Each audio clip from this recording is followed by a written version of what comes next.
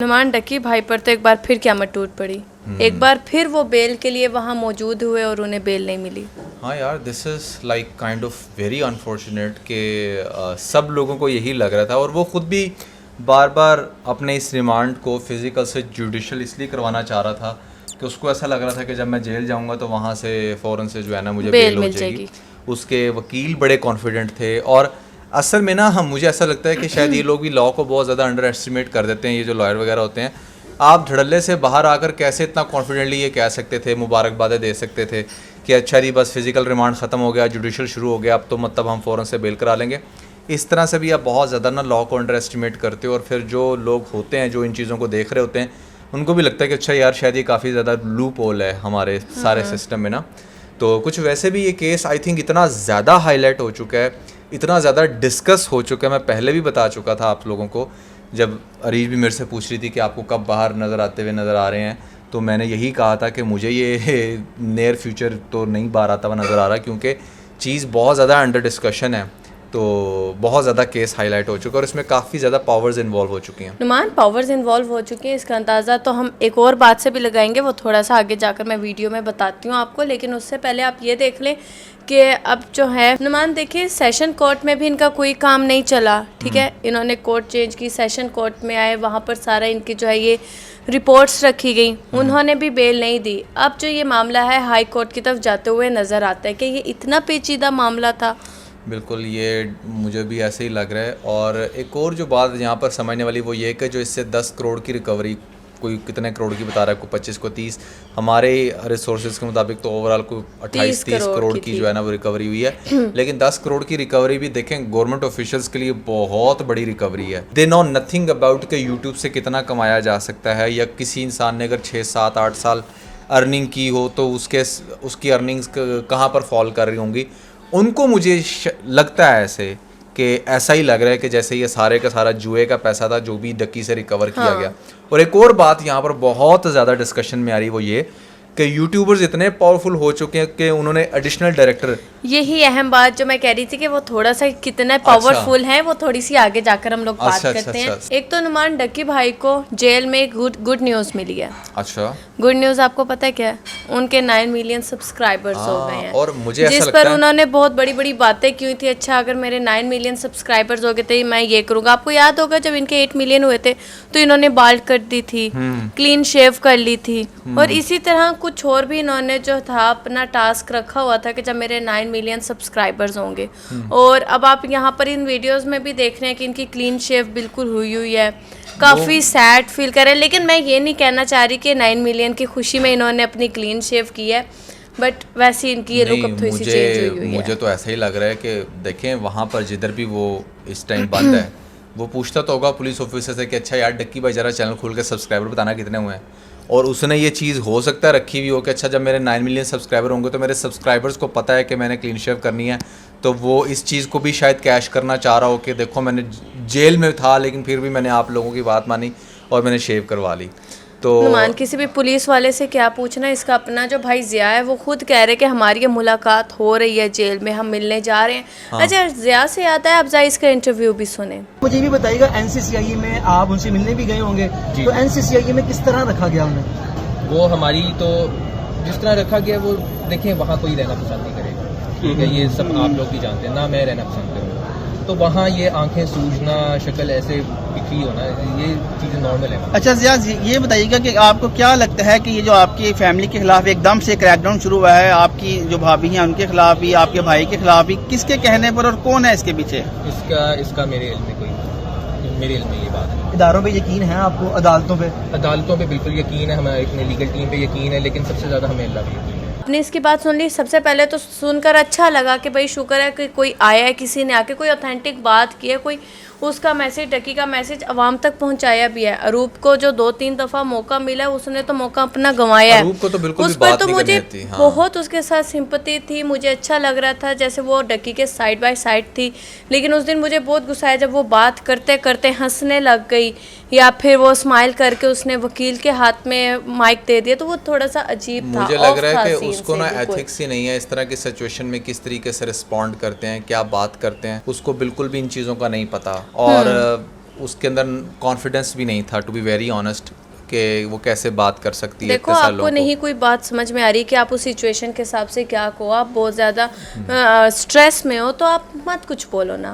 मेरे और ख्याल से जो वो स्माइल भी आप पर सूट नहीं कर रही इसका जो थी। भाई है ना, जो भाई है वो तो प्रॉपर यूट्यूबर है, उसको तो ऑलरेडी कैमरा फेस करना भी आता है, तो वो आई थिंक इस वजह से ज़्यादा अच्छे से बात कर पा रहा है। तो लेकिन डकी की साइड से स्टांस आना बड़ा ज़रूरी था, उसकी साइड से कोई बात करता बड़ा ज़रूरी था, उसका लॉयर ही बोल रहा था अब तक, तो अच्छा है फैमिली मेम्बर्स ने भी अब बोलना स्टार्ट किया है। देखें, आप साइलेंट नहीं रह सकते, क्योंकि जो इंसान जितना साइलेंट होता है, specially the situation like this, उसमें यही चीज़ वाज़ेह हो रही होती है कि शायद आप लोग ही कसूरवार हो।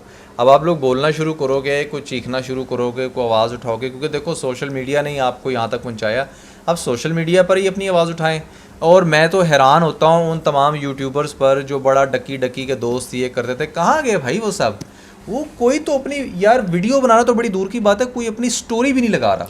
नुमान स्टोरी नहीं लगा रहा, कोई 4 दिन दुख में ना उन लोगों ने अपने व्लॉगिंग्स नहीं छोड़ी। हाँ एग्जैक्टली, किसी ने कोई अपनी अब ये जो 5 बहनें मधुमक्खी बन के डकी के इर्द गिर्द वो ना मंडलाती फिरती थी, जैसे मधुमक्खियां होती हैं, एग्जैक्टली मंडलाती फिरती थी, ओ डकी डकी डकी हमारा भाई, हमारा वाहिद भाई, ओ अरूब ये तो अरूब वो, लेकिन नहीं, कुछ नजर नहीं आ रहा, किसी ने कोई सपोर्ट कुछ नहीं भी दी। और नहीं सीन। मुझे लगता है कि बाकी यूट्यूबर्स के लिए भी जो खास तौर पे इस तरह की प्रमोशंस कर रहे थे, उनके लिए बड़ा घेरा तंग कर दिया गया है। और जो मुझे रिपोर्ट्स मिल रही हैं, कोई अराउंड 100+ यूट्यूबर्स हैं जिन्होंने इस तरह से, ख़ास तौर पे FBI की तरफ से भी आया नोटिस कि उन्होंने कोई, पता नहीं वो तो खैर बहुत ही बड़ा फिगर बता रहे हैं, कोई 1 लाख यूट्यूबर्स जिन्होंने इतना शो ऑफ करवाया या जो भी जिस तरह से भी पैसा कमाया, यूट्यूबर प्लस टिकटॉकर्स, इन्फ्लुएंसर्स हैं, इन जनरल इन्फ्लुएंसर्स जो अपना बड़ा पैसा दिखाते हैं, बड़ी अपनी गाड़ियाँ, रिवो शिवो गार्ड शार्ड जो बड़ा कुछ दिखाते रहे हैं, अपने घर बार बड़ा दिखाते रहे हैं कि ये जी देखो ये हमने सारा कुछ किया, उन लोगों के खिलाफ घेरा तंग FBI कर रहा है। टेक्निकली देखा जाए तो FBI घेरा तंग क्यों कर रहा है? क्या उनकी कोई इलीगल अर्निंग है? उनमें से जो इलीगल अर्निंग है उनको पकड़े ना, जो लीगल वे में अर्न कर रहे हैं। अब ये ज़रूरी नहीं है कि अगर किसी इंसान के पास बड़ा घर है, बड़ी गाड़ी है या बहुत ढेर सारा पैसा है तो वो कुछ 2 नंबर ही काम कर रहा होगा। ठीक है, इस सोच से बाहर आना चाहिए। आप अगर UK US जाते हैं, कनाडा जाते हैं या किसी भी यूरोपियन कंट्री में जाते हैं तो आप देखोगे वहाँ पर 19 20 साल के लड़कों के पास लैम्बोर्गिनीज़ हैं, बड़ी बड़ी बेंगलोज हैं, बड़ा बड़ा कुछ है उनके पास। तो दुनिया में बहुत सारे ऐसे काम हो रहे हैं जो आपको बेतहाशा पैसा अर्न करके दे रहे हैं।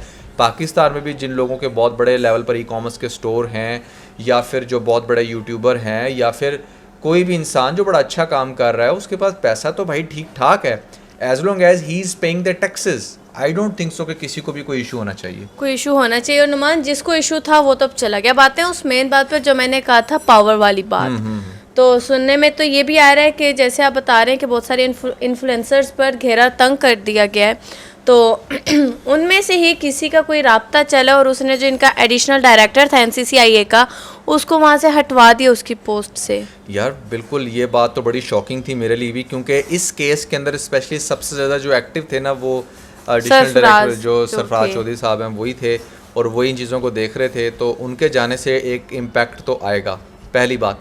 दूसरी बात यह है कि यार बात बड़ी समझने वाली है। तो आपको क्या लगता है नुमान, क्या आपकी बात को, सॉरी मैंने इंटरप्ट किया, आपको क्या लगता है उन्हें किसने हटवाया होगा?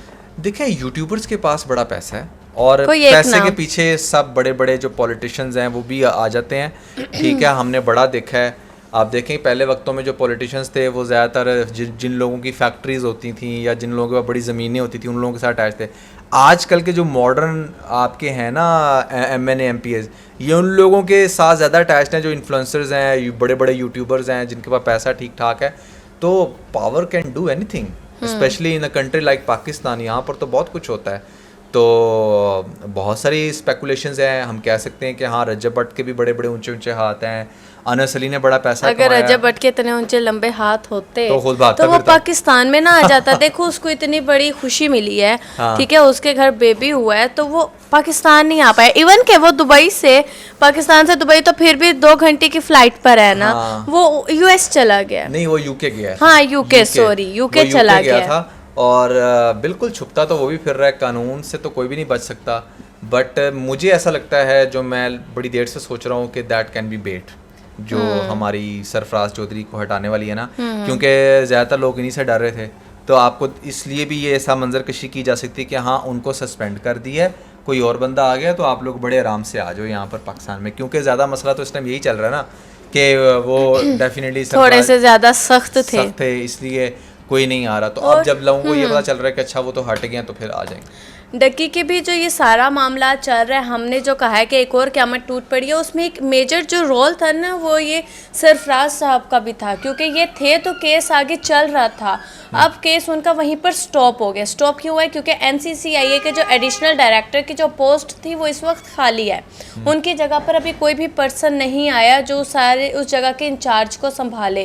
तो तब तक भी हम लोग कोई भी अपडेट्स नहीं सुन सकते जब तक उनकी पोस्ट पर कोई ना कोई उनका जो है बदले में कोई बंदा नहीं आता। तो वहाँ पर भी थोड़ा सा मामला अब गड़बड़ हुआ। अब देखते हैं कि उनके जो एडिशनल डायरेक्टर थे उनकी पोस्ट पर अब कौन सा बंदा आता है, उनसे ज़्यादा सख्त आता है या कोई थोड़ा सा रहम दिल आता है जो डक्की पर रहम करके ही कुछ ना कुछ अब मामला आगे को सही। बहरहाल एक बात तो फैक्ट है कि this is like very unusual जिस तरीके से कार्रवाइयाँ हो रही हैं।